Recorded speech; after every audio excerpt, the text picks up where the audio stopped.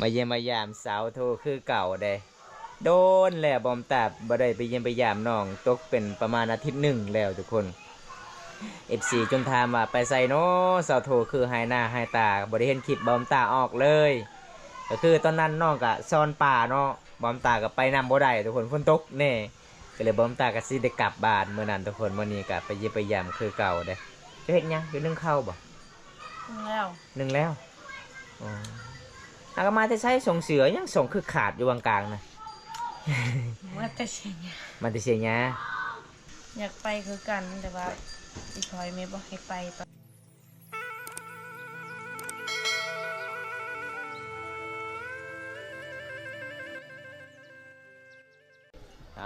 ถ้าสบายดีทุกคนสบายดีบรรยากาศยามแรงทุกคนนะวันนี้บอมตากาสีได้ไปเยี่ยมไปยามน้องสาวโทคือเก่าโดนแล้วบ่ได้ไปเยี่ยมไปยามน้องวันนี้กะFCหลายๆคนคิดฮอดนะบอมตาไปอัปเดตวิถีชีวิตน้องเดี๋ยวบอมตากะจัดให้เลยทุกคนไปกันนะพี่น้องอันนี้เป็นบ้านน้องเลยทุกคนเป็นบ้านสาวโทโอ้บันไดมันก็สิหักมันสิพังเลยเด้พี่น้องเอ้ยมันสิเก่าแล้วจะได้พ่อหรือบ่มื้อนี้สาวโทมาของนอนผู้สาวเห็นแต่ผ้าทุ่งกับผ้าห่ม โอ้อยู่เฮือนเนาะวันนี้เนาะสบายดีสาวโททางมาเตไซนี่คือมีมักตองไว้นึงมักตองลายบ่โอ้เขาซื้อเลยหน่วย15,000ค่ายบ่ให้อายนะบ่ได้ลายเขาซื้อหน่วยนึง15,000เจ้าค่ายบ่ค่ายโอ้แสดงว่าเจ้านี่ตั้งอยากได้เงินนำค่อย เอาพี่น้องเอ้ยมาเยี่ยมมายามสาวโทคือเก่าเด้โดนแล้วบอมตาบ่ได้ไปเยี่ยมไปยามน้องตกเป็นประมาณอาทิตย์หนึ่งแล้วทุกคน FC จนถามว่าไปใส่เนาะสาวโทคือหายหน้าหายตาบ่ได้เห็นคลิปบอมตาออกเลยก็คือตอนนั้นน้องก็ซ่อนป่าเนาะบอมตาก็ไปนำบ่ได้ทุกคนฝนตกแน่ก็เลยบอมตาก็สิได้กลับบ้านเมื่อนั้นทุกคนมื้อนี้ก็ไปเยี่ยมไปยามคือเก่าเด้จะเฮ็ดหยังอยู่นึ่งข้าวบ่นึ่งแล้วอ๋ออากมาจะใช้ส่งเสือยังส่งคือขาดอยู่กลางๆนะว่าแต่เชียงมันจะเสียหยาแสดงว่าเมื่อนี้มี3 ชุดแล้วเนาะหนุ่งเนาะถ้าสินุ่งชุดเดียวบ่ได้น้องเอ้ย เวลาน้องเสียหยาเนี่ยมันห่อนได้เบิ่งซอโทนนี่กินข้าวบ่หลายกินสมหลายกว่าทุกคนเลยสุขภาพเจ้าแข็งแรงเลยเนาะ คันข่อยกินสมคือเจ้าเนี่ยเป็นเจ็บท้องอะไรได้น้องเอ้ยใส่คอก็งามๆเด้มาหอมนี้มีใส่คอเส้นเดียวก็คือสุดก่อนใส่คอ3 เส้นข่อยก็เลยถามว่าบ่นักบ่สะโถยังคือหลายแท้ใส่คอให้เอื้อยแล้วให้เอื้อยแล้วอันยังเอื้อยเจ้าคือมาบ้านเจ้าเราผิดกับผัวบ่ว่าจังได๋มาซอยเฮียมาซอยสิยายพ่อยแม่หลังจากเอื้อยเจ้าบ่แล้วคือเจ้ามาซอยเนาะโอ้เป็นความสามัคคีขนาดเอาผัวแล้วทุกคนเลยหักแฝงกันพวกเราก็มาคือกันบ่มาแล้วมาคือกันเนาะถ้าผู้ใดเอาเมียฝ่ามังกรนี่พ่อแม่ยังบ่แล้วเวียกก็ต้องมาซอยแล้วเนาะการทำไม่เงินนะเราต้องจ้างบ่สมมุติว่าบอมตาเอาเจ้านี่บอมตาบ่อยากซอยเด้บอมตาขี้คร้านให้เวียกบอมตาไม่เงินก็สิจ้างให้เจ้าจ้างเขาเจ้าก็แล้วถ้าบ่มีเงินก็ต้องให้งานเฮาได้ไปเสียซอยเด้ มาหอมนี่งามคือเก่าเด้ทุกคนสาวโทเด้สาวโทคนงามสาวบ้านแก่งอะลองเป็นหมู่บ้านที่ทะเลท่องเที่ยวหลายข้อได้ยินนี่พ่อแม่จะบอกว่าสะพานไม้ไล่เขายังสิเฮ็ดต่อในเดือนปีหน้าเด้แม่นบ่บ่ฮู้กันบ่ค่อยได้ยินนี่แม่จะว่าทางในบ้านเขาเจ้าก็สิร่วมว่าปีหน้าก็ยังสิสร้างต่ออีกสะพานไม้ไล่ให้พอมีทะเลท่องเที่ยว แล้วก็บางคนใจดีซอยได้ซื้อตะปูซื้อยังเขาก็ยังสิเฮ็ดให้ท่องเที่ยวได้เลยคือไปการนี่บอมตาซอย200,000 กีบบอมตาก็บ่มีเงินคือกันแต่บอมตาก็มีทะเลท่องเที่ยวในเมืองน้องเฮาก็เลยซอยไป200,000 กีบบางคนก็ถามบอมตาโอ้เจ้าไปซอยเข้าอีกขอให้เจ้าเลี้ยงตัวเองเจ้ากลุ่มก็คือบอมตาก็บ่มีเงินบ่มีกำคือกันทุกคนบอมตาเป็นคนทุกข์แต่เห็นเขาเจ้าเฮ็ดก็สงสารแล้วก็บอมตาก็ซอยเล็กๆน้อยๆล่ะทุกคนเลยพอให้เขาเจ้าซื้อตะเล็กตะปูเฮ็ดสะพานเฮาก็ การไปมาแน่หนึ่งมาเฮาก็สิได้ไปเที่ยวไปรับชมถ่ายรูปถ่ายชมวิวบอมตาก็ภูมิใจแล้วพี่น้องชาวบ้านเฮ็ดบอมตาก็ดีใจแล้วได้ยินข่าวชาวหมู่บ้านเขาเจ้าก็ยังสิสร้างต่ออีกปีต่อไปเลยทุกคนแต่เรื่องใหม่นี่เนาะมันยากเนาะแต่ละปีหมู่บ้านของน้องสร้างมันก็เบิดคือกันเลยใหม่แล้วเฮาตัดแล้วก็ทางให้นั่นแหละที่มันเบิดที่สุดเลยพี่พ่อแม่จะไปใช้บ่เห็นเดือ เอาของ เออ ไปใส่หม้อ ใส่มองเนาะเสียงมันนี่เสียงมันสะอาดสะอ้างข้างแน่เลยบ่ได้ทุ่มบ่ได้คัด คือสุดก่อนโอ้เป็นไอเป็นหวัดเด้อทุกคนเลยใส่มีมักตองกะอ้ออายกินแน่คณะอายอยากซื้อหน่วยหนึง15,000ขายโลดเพิ่นว่าเอ้า โอ้พอได้ไปเก็บซะโท หลังกับน้อง โอ้ได้หลายเนาะภาษามังกรนี่เอิ้นว่าจังได๋นี่ ต๊อก มักตองมักตองคือกันเนาะ แสดงว่าบ้านเฮานี่เว้าภาษามังกรบ่ได้เฮาต้องเว้าภาษาลาวอันนี้นะภาษาบางค่อยเอิ้นนี่ปลายคือกล้า อันนี้ก็คือคำบอกภาษาลาวเด้อทุกคนกันสิเว้าภาษาบรูนี่ก็บ่แม่นชื่อมักตองเด้อพี่น้องเอ้ยภาษาอังกฤษเอิ้นว่าจังได๋นี่ I love you ปลายI love you มีเจลคิงตามแซ่บด้วยซะเท่าปางเจอเนี่ยบะมาก็ยังผลัวซอนี่รับมึงผลัวเห็นไหม เอาน้อง คอยกินทั้งในมันเลยนะทั้งหมากทั้งในกินมันหวานขนาดเลยซะโถฉันพ่อเขาเห็นจะกินตลอดกินแล้วไม่ได้เอิ้นคอยเลย กินผู้เดียวจะปาดน้ำตอนแดงอยู่ซะยัง น้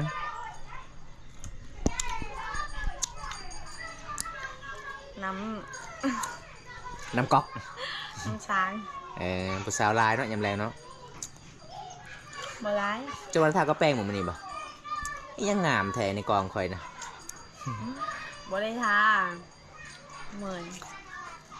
ใช้งานตลอด จักมือละเชีย ลายเลย ลายมือย้ำทันในแล้วมีเงินจ้างแล้วนะ บ่มีเงิน บ่มีเหรอเป็นไอ้สิกวดไอ้สิได้จับได้ไม่เฮือนเจ้าอ่ะไอ้เอามัดได้ เอาเลย สาวโทรฮะปานนั่นเด้อทุกคนคือสาวบาทแหละบอมตาทามามีผู้บ่าวย่างขันเจ้าบ่าวมีผู้บ่าวไปกินน้ำเพิ่นบ่ากินโลดโอ้ข่อยย่านอีกได้ สาวบ้านว่าคณะผู้บ่าวมาเล่นกลางคืนกับบ่มีสาวบ้านมักเบิ่งคลิปเจ้าเด้เราบอกสาวโทงามจะฮู้บ่สาวบ้านบ่เคยฮู้เลยสาวบ้านบ้านตะเลงเด้เราว่าข่อยเบิ่งสาวโทดิป้าข่อยมักขนาดคลิปลาวแล้วว่าสาวโทว่าลาวเก่งเราลาวก็ม่วนห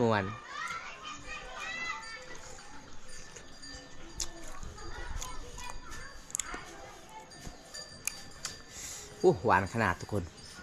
กินแล้วติดใจสาวบ้านแกงอะหล่องได้ พอได้กินมักตองสาวโทนี่กลับบ้านบ่ได้เด้อ เรามีเงินแต่มีเงินจังแล้ว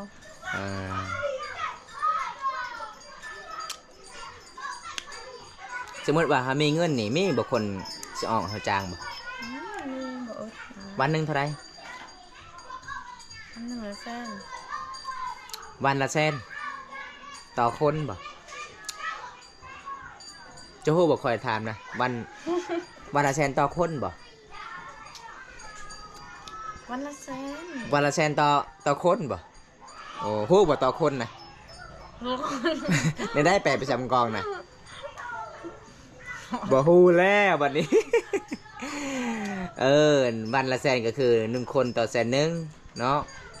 นี่ทุกคนน้องก็คันบอมตาถามจังเดียวบ่ถามประจำกองบ่ออกอีก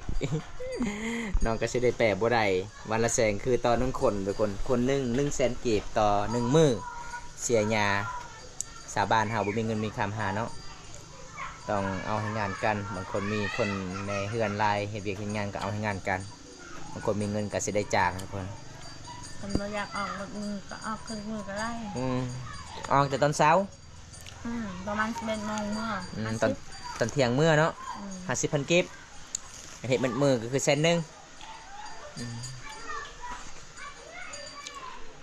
อาหารการอาหารเฮาบ่ซื้อกินบ่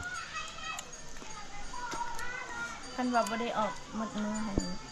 เรากินข้าวเราเองกินอาหารเราเอง พอได้เอาหมดมือก็มีอาหารเนาะเลี้ยงเนาะโอ้แบบนี้เลยทุกคนบ้านเฮาก็เป็นความสามัคคีอยู่คนละคิดว่าบ่ได้พอเจ้าเบิ่งสีเงียบๆเลยเพื่อนเจ้าค่อยมามื้อนี้นะเห็นแต่เอื้อยเจ้ามาแต่พู้นบ้านสะเบิกตอนนี้ก็ประมาณ5 โมงแรงเลยทุกคนบอมตามาเยี่ยมยามน้องยามแรงๆคันสิไปยามตอนเช้าตอนบ่ายก็บ่ได้พ่อน้องเลยทุกคนน้องเฮ็ดเวียกหลายอยู่ไสหายเจ้านะใกล้บ่ได้หายังกินมื้อนี้ปลากระป๋องหมดเลย ยังเดี๋ยวบ่ร้าย บ่ได้คือบ่ได้ออกกินอยู่ไห้แน่ อ๋อเป็นอยู่ แซ่บบ่ปลากระป๋องฮะ แซ่บ แซ่บเนาะแซ่บซ้ำปลากระป๋องหั่นแหละมีอาหารละซีนและซีนงัวและอยากกินเนาะกินเพียรับซอยจุ ตอนนี้แบกโทรศัพท์ของใครก็สิแตง นี่ยังโทรศัพท์เจ้าเล่นบ่ได้เลย ยังได้อยู่ลินแต่ว่าแบกมันสิแตก มันพุ่งหมดเลย ยังแต่ว่าคือแต่ก่อนนั่นแหละเวลา แบบเวลาเล่นนอนหลาย มันดับโอ้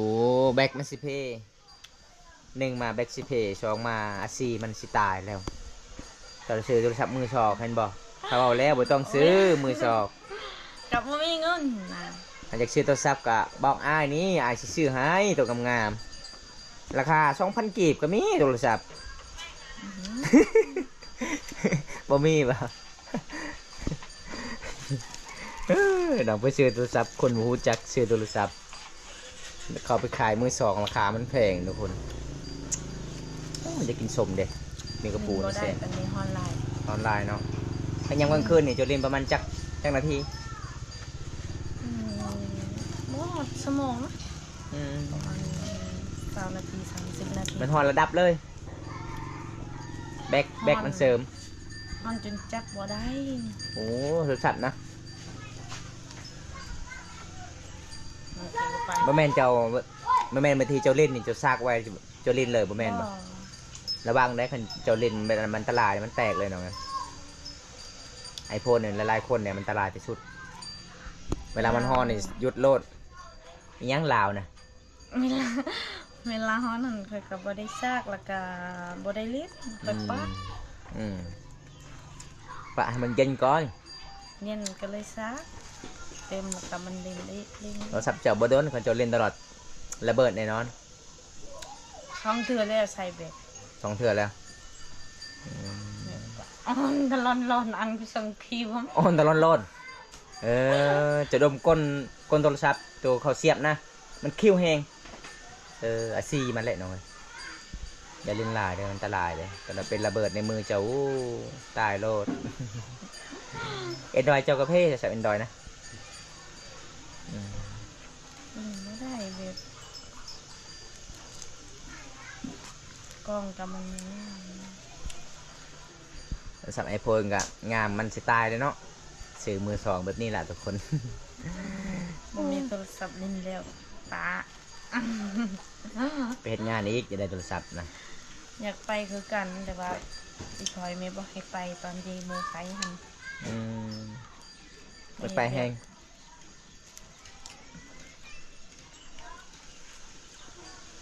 เนี่ยได้โทรศัพท์งามจะไปเฮ็ดงานคอยโดน ไปขุดหัวโพนขุด18 หัวโพนเบิดข่อยก็ซื้อให้โทรศัพท์ โทรศัพท์ Android ตัวล้านห้านะจะไปขุดบ่ ไปขุดเทหน้าข่อยบ่ไหวเนาะก่อนไปเฮ็ดงานเด้มื้อละ100,000เด้เป็นเดือนหนึ่งก็ได้3 ล้าน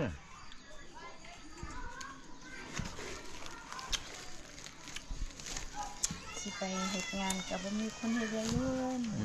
เจ้าเป็นเสาหลักครอบครัวเนาะ มันไปสิหยัง น้องก็ยังน้อย มีติสาวโทละพี่น้องที่ไปเฮ็ดงานอยู่เฮือนอยู่ศาลกับแม่พอ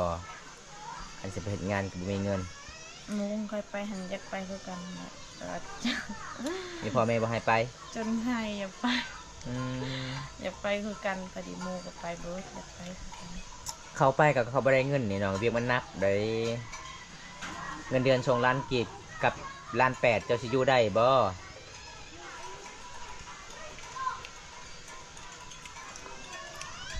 พออยู่บ้านเฮาเฮ็ดให้ปลูกข้าวปลูกมันขายมันแล้วซื้อโทรศัพท์ไหม บ่งามนะล่ะปลูกมันหลายอยู่2-3ส่วนแต่ว่าบ่งาม บ่งามเลยโอ้กะว่าได้บ่5ล้านขายทั้งหมดบ่ได้ อืมแสดงว่าเจะปลูกบ่ถึกอันนั้นบ่ถึกช่วงฤดูมัน ขายเบิด งามเดือนยังจะเดือน4ปลูกเดือน4มันก็ตายมันจะสิปลูกเดือน5นี่ปลูกในหน้าฝน3เทื่อฝนตกจะปลูกโลดแต่ก็จึงงามไว้อันนี้เจ้าพาวจะอยากได้ปลูกมันอยากได้เงินมันขายมันแล้วซื้อโทรศัพท์ตายเบิดเห็นบ่ ซื้อเขาวกินก็บ่พอขายมันหั่น อืม ซื้อโทรศัพท์อีกบ่ได้ ใครขายมันก็ซื้อเขากันได้หลายใครเนาะซื้อโทรศัพท์เนาะ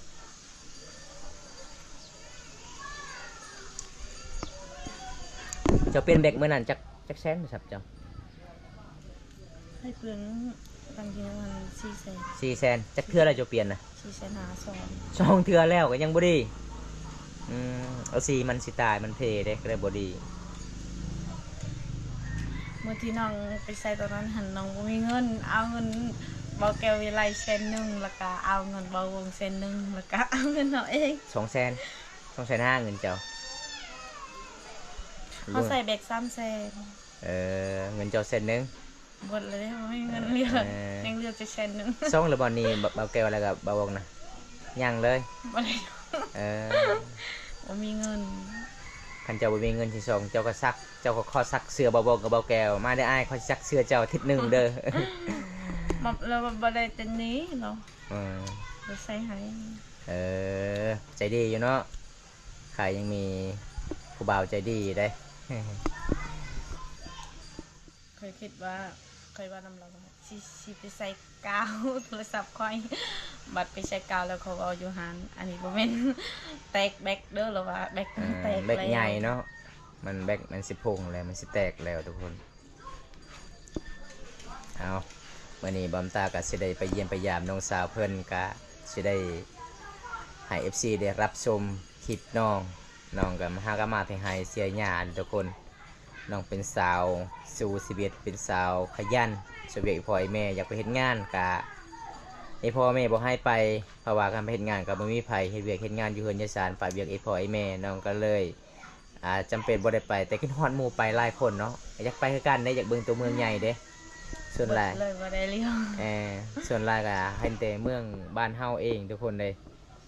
วันนี้ก็คือบอมตากาสิได้ปิดคลิปเปียสำนีก่อนทุกคนพอได้รับชมคลิปนี้แล้วก็ขอให้อยู่ดีมีแห่งเด้อพี่น้องขอให้ร่ำให้รวย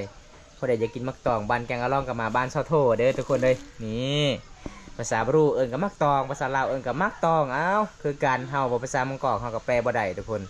เฮาก็ต้อง ภา ว่า ษาไทยเอิ้นว่าได ภาษาไทยเอิญนี่นะมักตองคือกันอันนี้นะ นี่ได้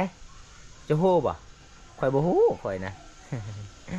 หอมตากะสิปิดคลิปไว้สำนี้ก่อนพี่น้องคลิปหน้าพบกันใหม่ขอกล่าวคำว่าสบายดีสะโทบ๊ายบาย